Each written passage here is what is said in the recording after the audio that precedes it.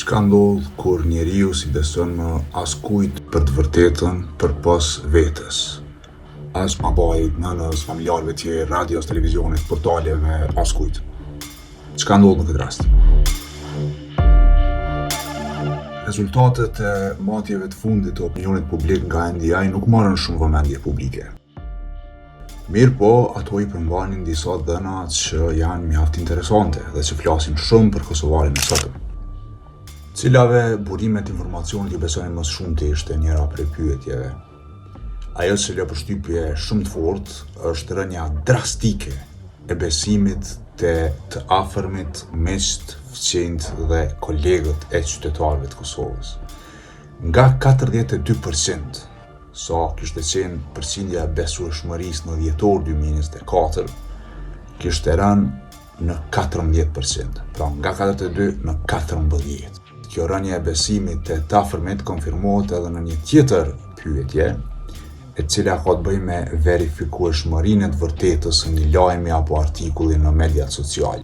Nga 36% e qytetarëve që kishin thënë se ju besonin kolegëve, familjarëve për me verifiku një informacion që e merrnin media sociale, kjo kishte rënë në 17%. Pra, për një vit e gjysmë kishte rënje të jashtëzakonshme në të dyja këto matje. Mirë po, nuk është se dikush tjetër e zuri vendin e të afërmve sa i përket burimeve dhe verifikimit informacionit. Jo, besueshmëria ra për të gjithë. Besimi i qytetarëve ra edhe në televizione, edhe në portale, edhe në media sociale, edhe në radio, edhe gjithë kund tjetër. Në shikim të parë, dikush mund të thotë se këto dhëna japin një farë lajmi të mirë, që fjala e gojës po e humb besimin e padrejtë që e kishte dikur. Pavarësisht kush është burimi për gojimit që e bënte, pavarësisht sa i besueshëm ishte, pavarësisht a bënte be në Allah, në Zot, në familje e tjerë, më qytetarët nuk i besojnë dhe kjo është gjë e mirë në vetvete. Mirë po, në një shikim pak më të thelluar e kuptojmë që kemi të bëjmë me një solipsizëm epistemik ose epistemologjik. Pse? Sepse si që thamë, besimi ka rënë në gjithçka, për njëherë, drastikisht. Kjo mund në kuptoj pra se filteri vetëm për të vërtetën është vetvetja, ndjesia personale e qastit. Këtë bindje mua ma përforcon sidomos përqindja ende e lartë, arsyeshmërisht e lartë në mediat sociale.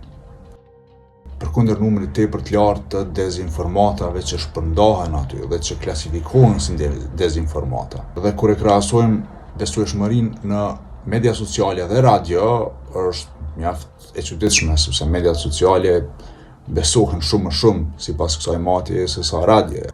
Besimi ndërpersonal, pra besimi që ne kishim te njëri tjetri, ishte i lidhur ngushtë me kapitalin e fortë social, me lidhjet e forta sociale që i kishim dikur. Mirë po e shohim që këto po ngushtohen, po rrudhen, po gryhen. E shohim çdo të dytin plak në rrugë që ankohet se ky kapital social nuk ekziston më, se nuk po shkon më mysafir të dikush tjetër, se nuk po i vinë më. Dhe kjo është e vërtetë, ne mund ta shohim me sy tanë.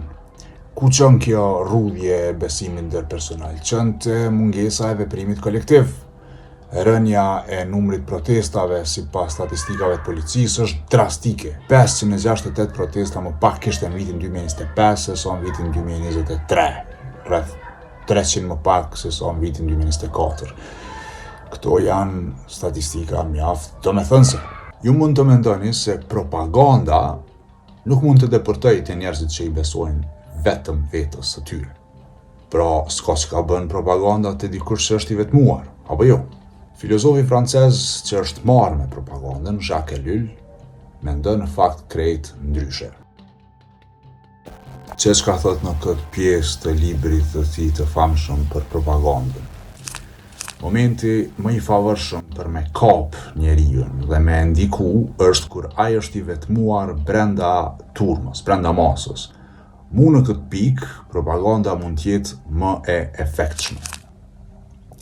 Jacques Ellul e ka shkru këtë libër një 40 e kusur vjet para se me dalë rrjetet sociale. Ai ka pas parasysh të tjera veglat komunikimit masiv. Mirë po, ne sot, bashkë në rrjetet sociale, mund të shohim veten si të vetmuar në turm. Jo vetëm në rrjetet sociale, edhe nëpër televizion, radio etj, mirë po rrjetet sociale po e shohim që kanë ndikimin më të madh. Jemi për shembull në Facebook, i kemi 1.000, 2.000, 3.000, 4.000 shok, mirë po jemi të vetmuar në mënyrën që marrim informacionin. Ne i shohim gjërat e përbashkëta, e megjithatë i marrim ndryshe për njëri tjetrit. Dhe kjo vetmi, sipas Jacques Ellul, është parakushti që na bën tepër cenueshëm ndaj propagandës. Që edhe disa rreshta tjerë nëse keni durim me dëgju, e që më thëni ai për ngjajën ajo kosovarit sotëm. Ai po fliste në atë kohë për njeriun perëndimor, pra në vitet 60. Ai është njeri i vetmuar, dhe sa më e madhe të jetë turma në të cilën jeton, aq më i izoluar është. Pavarësisht kënaqësive që i merr prej vetmisë së tij, ai vuan keq prej saj. Propaganda është ilaçi, është shërimi i vërtet për vetminë. Po ashtu i korrespondon nevojave të thella e të pandërprera më të zhvilluara në ditët e sotme, ndoshta se kur më herët, nevojës për me besu në diçka e me ju bind diçkaje, për me kriju e me dëgju pralla, për me komuniku në gjuhën e miteve. Krejt kjo e kthen njeriu kundër informacionit që s'mundet me i përmbush ato nevoja dhe qëndri dëshirës për propagandë, e cila i përmbush ato. Çka ndodh pra kur njeriu nuk i beson askujt tjetër përpos vetes? Ai bëhet viktim e propagandës. Ai bëhet viktim edhe e teorive konspirative.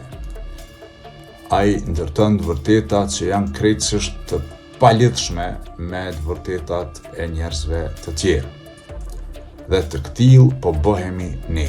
Po e humbim mundësinë me komuniku me njëri tjetrin, po e humbim gjuhën për me u kuptu me njëri tjetrin.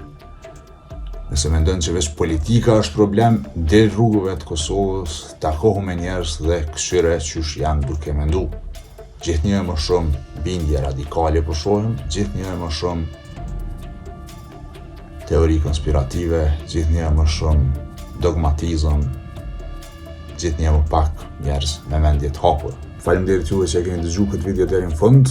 Ju ftoj që ta bëni subscribe nëse nuk e keni bërë magazinën tjetër. Ne operojmë në baza vullnetare, nuk i kemi bërë askujt dhe nuk e përsojmë agjendën e askujt.